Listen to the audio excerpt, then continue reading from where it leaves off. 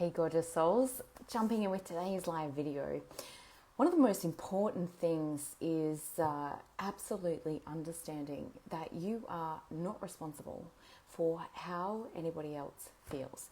Now, I realize that's a really, really big statement, and that's not to negate the personal impact that we can have on others. It's not to say that we can't have compassion or love or consideration for others, but ultimately, if you believe that you're responsible for how others feel, in some way, shape, or form, you also believe that others have the power to make you feel a particular way as well. And this is where often as human beings, it creates a lot of suffering in relationships. Hello, great to have you on here. It creates a lot of suffering in relationships.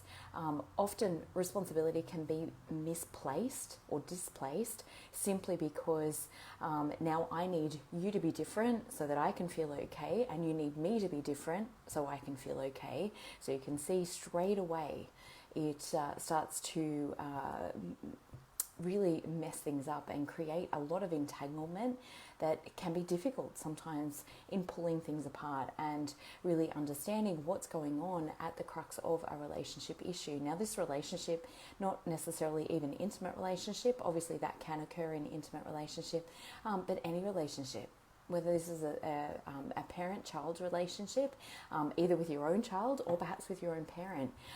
This could be with a friendship or many other things.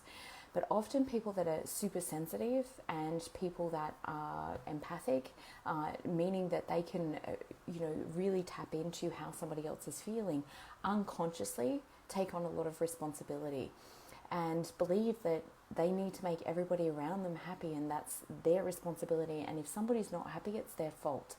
What happens then is that drives a lot of guilt and shame. It also creates a huge burden for you to carry and can often leave you feeling powerless, anxious, and out of control because you're not in control of how somebody else feels, right?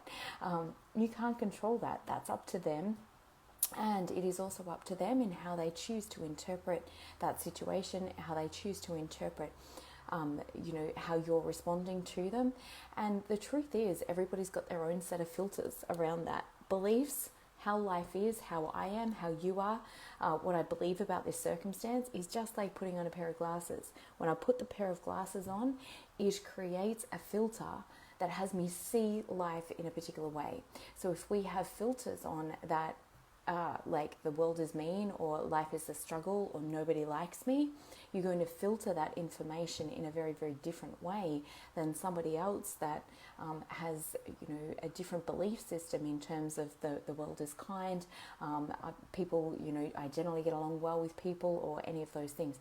And self-love is at the crux of this, because when you feel overly responsible for how somebody else feels, maybe there's only one person in your life, but you feel ultimately responsible for how they feel, then anytime that they're not happy, that is massively going to impact on your own happiness.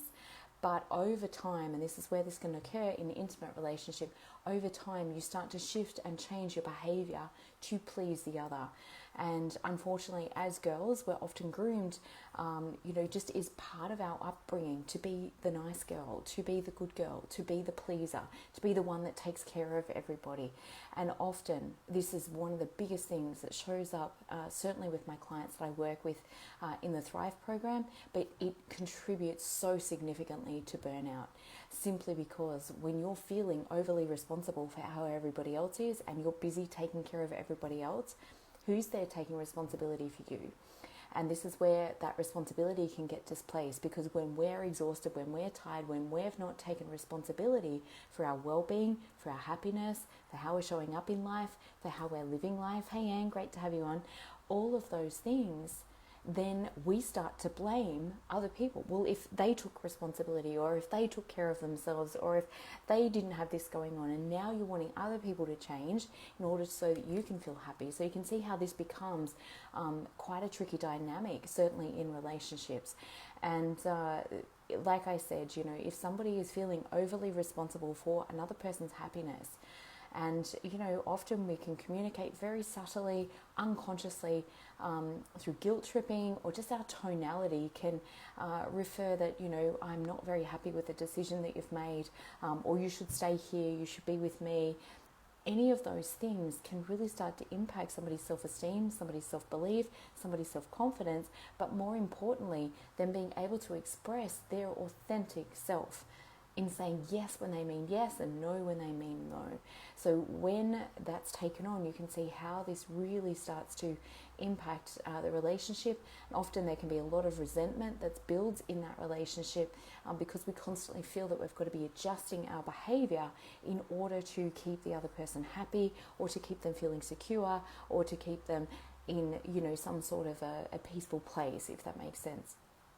And of course, that is part of codependent behavior, but it's a really unhealthy pattern, and I see it play out so many times in relationship dynamics, and certainly can be very, very unconscious as well. And like I said, when that is going on, often we really feel weighted down, we feel exhausted by that pressure, by that constant responsibility, by that constant vigilance to be something that the other person needs us to be, rather than fully authentically expressing yourself as you are. So if that is you, if you resonate with that strongly, perhaps you're feeling exhausted, perhaps you notice you play the people pleaser role in relationships, and you don't know how to exit out of that. And when I say exit out of that, how to change that pattern within yourself, because I can promise you, you can change those relationships, and you will find yourself different people, but same pattern playing out, unless this is healed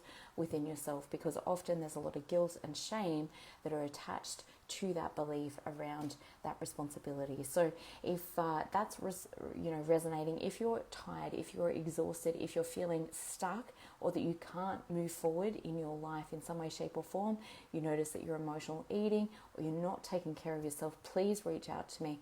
Let's have a chat, see where you're currently at, and let's see if and how I might be able to help you, because this is a really, really important pattern to overcome, particularly, even more so if you have children, simply because we end up teaching those same patterns to our kids, where then they feel responsible for everybody else. And sometimes, as parents, we do that unknowingly, in, the expression of, you make me feel so angry when you do that, or why don't you, you make me frustrated, or anytime we're saying you make me, that's where we've displaced that responsibility. Nobody has the power to make you feel a particular way.